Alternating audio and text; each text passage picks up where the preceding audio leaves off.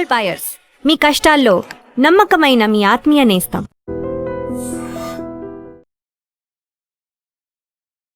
Welcome to I dream.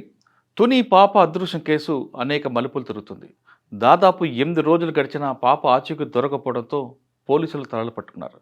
మరోవైపు పాప వస్తుందంటూ పాప తల్లిదండ్రులు ఇంటి దగ్గర ఎదురు చూస్తున్నారు. ఉన్న ఒక్క ఆధారం కుక్క చనిపోవడంతో పోలీసులు తలలు పట్టుకున్నారు. ఎలాగైనా సరే ఆ కేసును బ్రేక్ చేయాలని కాకినాడ పోలీసులతో పాటు గవర్నమెంట్ కూడా రంగంలో దిగింది.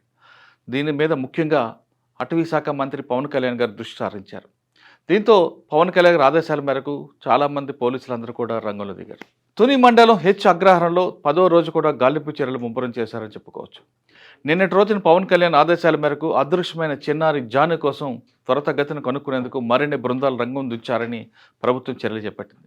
ప్రస్తుతం గాలింపు చర్యలు పాల్గొంటున్న పోలీస్, ఫారెస్ట్ అధికారులు మరియు ఎస్డీఆర్ఎఫ్ బృందాలు కూడా సేవను వినియోగించుకోవాలని ఆదేశించారు. దీంతో అధికారులు దట్టమైన అడవుల్లోకి సైతం వెళ్ళగలిగే అటవీ శాఖ నైట్ వాచర్స్ని, బేస్ క్యాంప్ వాచర్స్ని, ఎక్స్పర్ట్ని సహాయం తీసుకొని పరిసర అటవీ ప్రాంతాల్లో జల్లెడ పట్టాలని చెప్పారు. అలాగే థర్మల్ డ్రోన్ సహాయంతో బాలిక ఆచూకీ కనుగొనేందుకు ఇప్పటికే 400 పైగా సిబ్బంది గాలింపు చర్యల్లో పాల్గొన్నారు.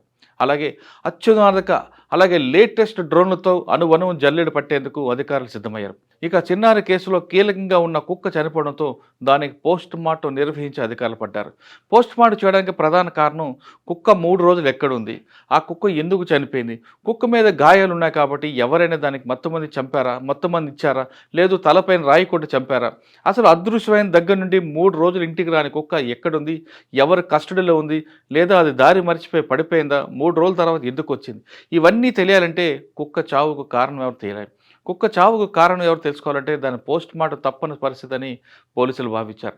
అందుకు అనుగుణంగా ఆదివారం నాడు పోస్ట్ మార్టం చేసిన అధికారులు దాన్ని ప్రిజర్వ్ చేసి ఇంకా ఎక్స్పర్ట్ కోసం విశాఖపట్నం పంపించినట్టుగా తెలుస్తుంది.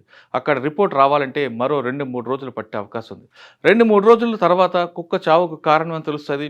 తర్వాత అందులోంచి ఇన్వెస్టిగేషన్ వెనక్కి వెళ్ళే అవకాశం కనిపిస్తుంది.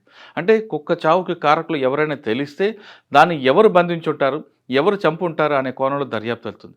లేదు కుక్క అనారోగ్యం కారణంలో చనిపోయింది అని ఒకవేళ రిపోర్ట్ వస్తే మాత్రం కథ మొదటికి వచ్చే అవకాశం కనిపిస్తుంది. ఏదేమైనా సరే దాదాపు 10 రోజుల నుంచి కాకినాడ పోలీసులు కంటి మీద కునుకు లేకుండా జాను ఆచూకీ కోసం కనిపెడుతున్నారు. ఎప్పటికైనా జాను నవ్వుతూ తిరిగి ఇంటికి రావాలని మనం కూడా కోరుకుందాం.